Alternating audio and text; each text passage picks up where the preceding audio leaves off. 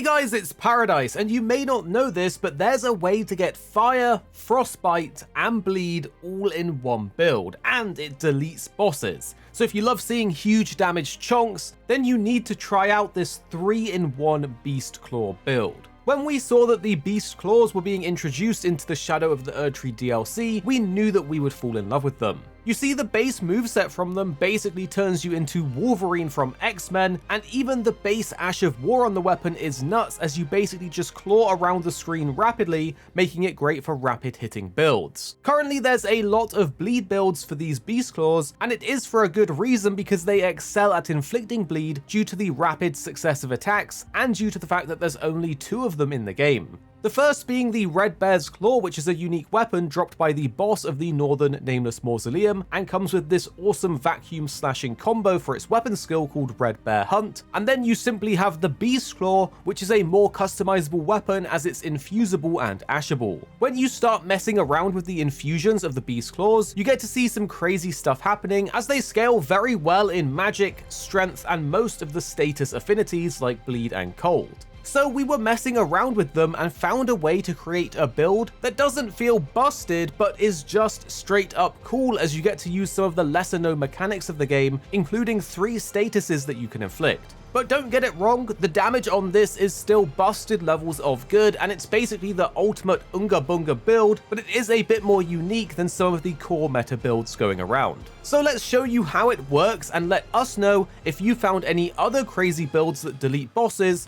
or weapons that you just want to play around with because you know they have untapped potential. So drop a like below if you enjoy the video, and subscribe for the many more Elden Ring videos we have on the channel, and let's get into how this works. As mentioned before, this build uses a lesser known mechanic to really kick its damage up, and that revolves around Frostbite. If you've experimented with Frostbite, it can feel a bit underwhelming compared to something like Bleed. This is because compared to Bleed, it's harder to proc due to the fact that the Frostbite leaves a debuff on the enemy. The debuff is good, as it means the enemy takes 20% more damage, but while it's active, you cannot build Frostbite up again to proc the initial burst of damage until the debuff has ended. This is completely different to bleed builds, where as soon as you proc the bleed, right afterwards there isn't a debuff that's lingering, so you can just build up straight again and repeat. However, there is a trick to get Frostbite to act more like bleed. If you use any source of fire damage on a Frostbite inflicted target, then the debuff will be consumed, allowing you to then trigger it again and build it up to proc it just like bleed. So with this in mind, we were thinking about some of the most reliable ways of getting both elements of fire and ice into the build, and it looks like the Beast Claws were kind of made for this. As you can see through their scaling, they mostly scale with strength even when set to fire or cold. This means, unlike other weapons, you can have both of these dual elements without having the massive trade-off in damage of having to spread your stats out or focus purely on one, or making some kind of hybrid build. So the method that we landed on was to power stance them, and when you do this, you retain the normal combo moveset of the Beast Claws, like when you just use one of them and equipped it in both hands. This means by using 2 separate versions of the weapon, you can quickly slash with both elements, which means you can build up the Frostbite and then instantly remove it with the fire damage of your other weapon to start building up the next one immediately. Obviously, getting 2 of the same weapon can be tricky, so you can get a friend to drop you one, or use a New Game Plus playthrough. There are so many dual weapon builds out there that you're probably used to this by now. However, trust us, this build is super fun and worth it. We've tried it against a straight up bleed build with a single Beast Claw or different elemental combos, and they just didn't hit as hard as this build.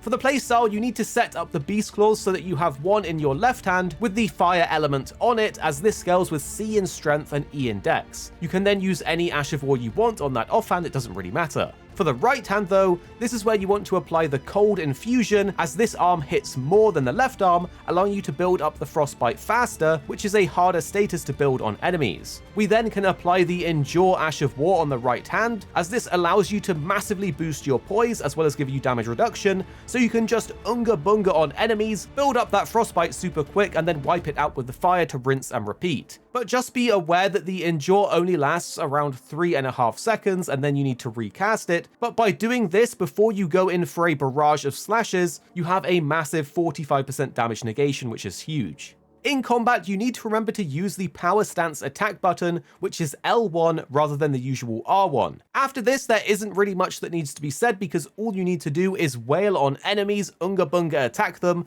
but do keep an eye on your health bar as of course you aren't invincible. Because you are power stancing 2 of the weapon, you will consume a bit more stamina, so remember to back off when you get low or cast Endure so you can tank the hits. This build is great because we mainly focus on strength for damage, meaning we're not a hybrid build, so we can have some extra points to put in Faith, allowing us to use buffs like Golden Vow, Flame Grant Me Strength, and Bestial Vitality, which will make us hit even harder and even be a bit more tanky.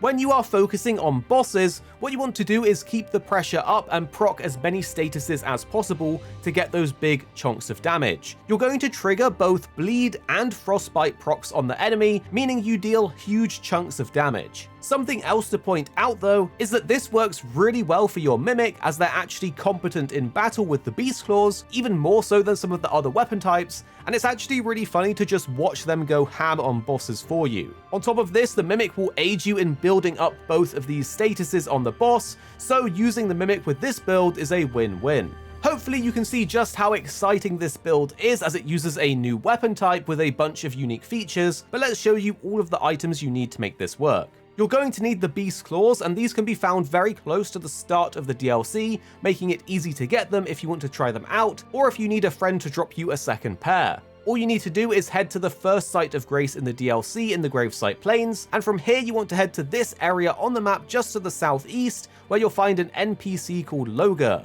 This must be some kind of Wolverine Easter egg as well, just look at him. You can follow this route to get to him if you need a more detailed walkthrough. So from the Grace Point, mount up and start heading southeast. What we want to do is run through this sort of tree line area past the ruins until we eventually find an invader. So keep on heading southeast as you can see in the direction we're going, and as you get closer to the cliff, past all of these rabbits and deer, eventually we'll see the enemy that we can actually defeat to grab these. You can see him walking around in the woods. If you jump off your mount around here, you should find him, and you can see Logar the Beast Claw.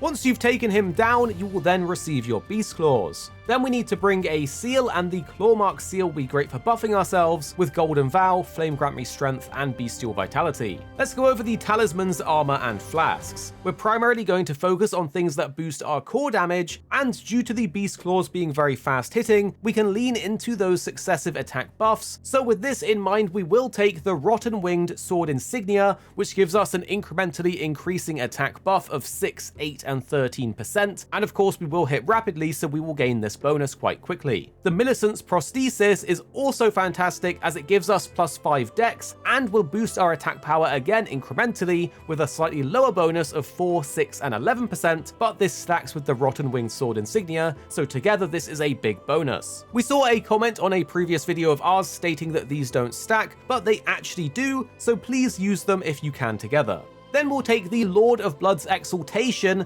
because we do apply bleed with this build very quickly, even though we aren't leaning into Arcane, so this will be a nice 20% damage buff for 20 seconds when that bleed procs. Then we recommend using the Two-Headed Turtle Talisman, as this gives you a massive bonus to your stamina recovery, and remember our power stance eats more stamina per attack, so this is going to be great in between doing our combos. For our stats, we recommend between 50 and 60 Vigor. This is sort of like a baseline that most of the community agrees upon as being needed for the DLC, but if you can go lower, you can always do that if you're feeling risky.